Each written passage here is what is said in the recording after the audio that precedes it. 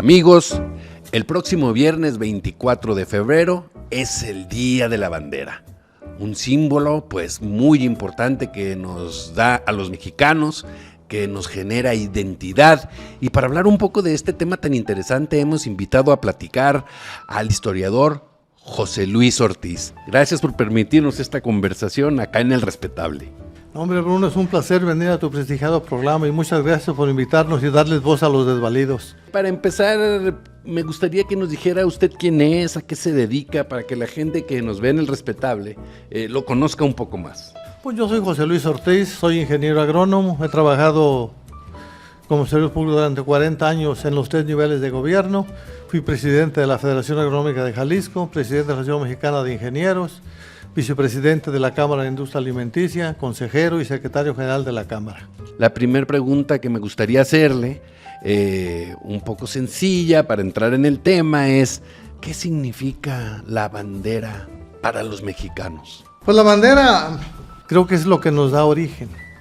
Tú te vas a acordar cuando andabas en Washington, que buscabas algo, dónde encontrar una bandera o ver a la bandera, y viene siendo el símbolo de la hermandad, lo que te da presencia y lo que te da forma como ciudadano.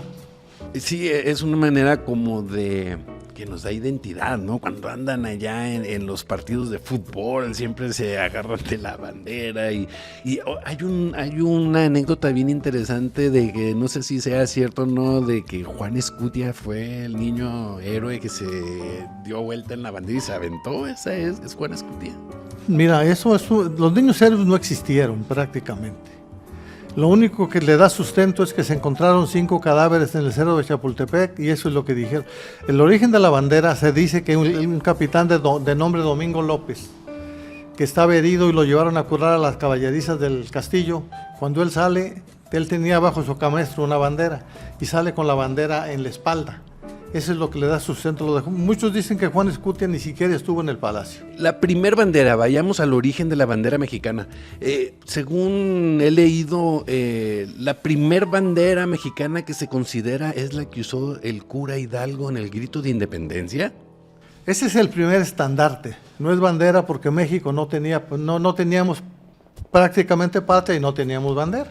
La primera que se aparece es Hidalgo, luego Morelos sacó otra, luego los insurgentes sacaron otra, luego la de 1821, la bandera trigarante, la de 1822, prácticamente de Iturbide, que venía un águila con la corona, luego la bandera republicana, que ya la sacan y le quitan la corona, Porfirio Díaz sacó otra bandera en 1893, Venustiano Carranza sacó otra en 1916, hasta que Gustavo Díaz Ordaz hace un decreto para que la bandera no se le modifique absolutamente nada y ya quede oficial con medidas y colores y con el diseño. Nuestros colores de la bandera son muy representativos, jefe. ¿Qué significan los colores de la bandera? Bueno, los colores de la bandera, primeramente para Agustín de Iturbide, el blanco fue la religión, el verde la independencia y el rojo la unión de europeos y americanos. Pero para Benito Juárez,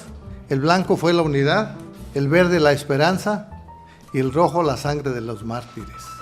El escudo de la bandera, tiene algo que ver, ¿no? Cuando los aztecas llegaron a fundar Tenochtitlan en el Valle de México, lo que hoy es el Valle de México. Según las voces del viento de la historia, los aztecas eran un pueblo peregrino y venían buscando un lugar donde establecerse.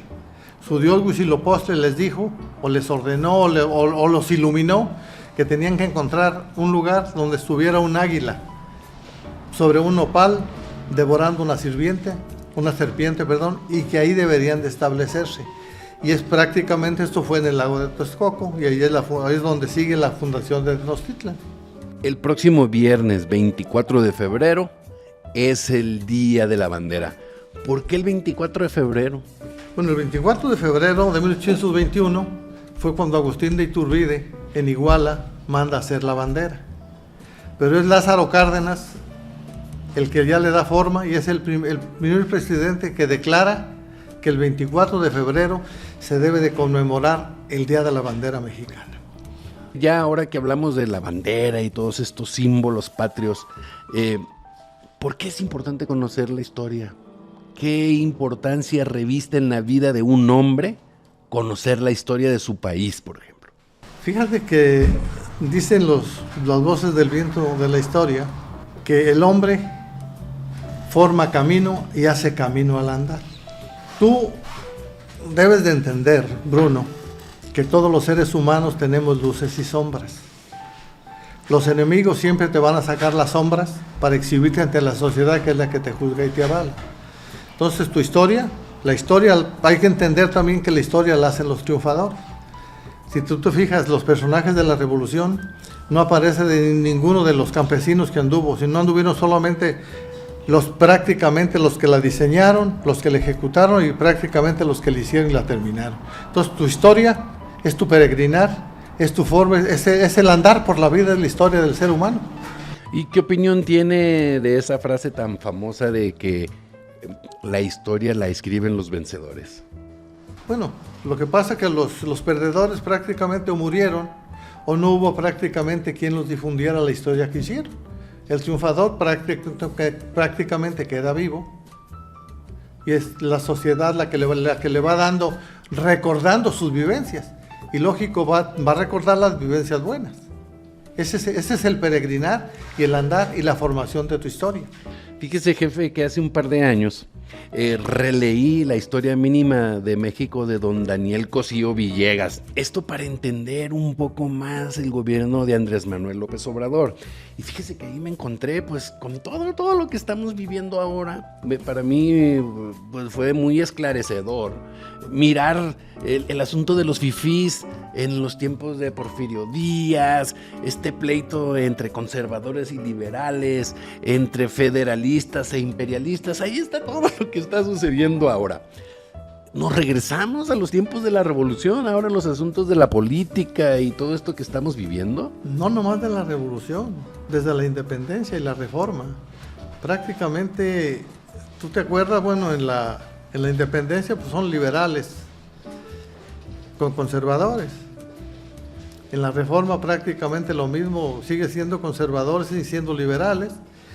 Y en la revolución lo mismo. Si te fijas, por ejemplo, Francisco I. Madero pues viene de una clase privilegiada, no es lo mismo que Emiliano Zapata ni que Francisco Villa. Son dos vertientes muy diferentes. Ese es el gran problema y esto prácticamente está haciendo lo mismo. Está reviviendo, está reconstruyendo la historia o la quiere reconstruir la historia de lo que prácticamente fue hace 200 años. También fíjese, un tema que se me hace muy interesante es el asunto de la Cuarta Transformación de México. Este partido político o este movimiento de López Obrador, la primera transformación fue la independencia, la segunda transformación fue la reforma y la tercera transformación fue la Revolución Mexicana. Dicen que este periodo de López Obrador es la cuarta transformación de México. Usted, que es historiador, ¿qué opinión tiene de esto? Mira, primero, fíjate cómo se llevó a cabo la independencia, con las armas. La reforma prácticamente con Valentín Gómez Farías y Benito Juárez fue con las armas. La revolución prácticamente fue con las armas, Porfirio Díaz y los revolucionarios. Entonces esto prácticamente es un camino que ya se recorrió, pero lo que yo no entiendo, en base a qué quiere hacer la transformación López Obrador. Él le habla de no robar, de no mentir.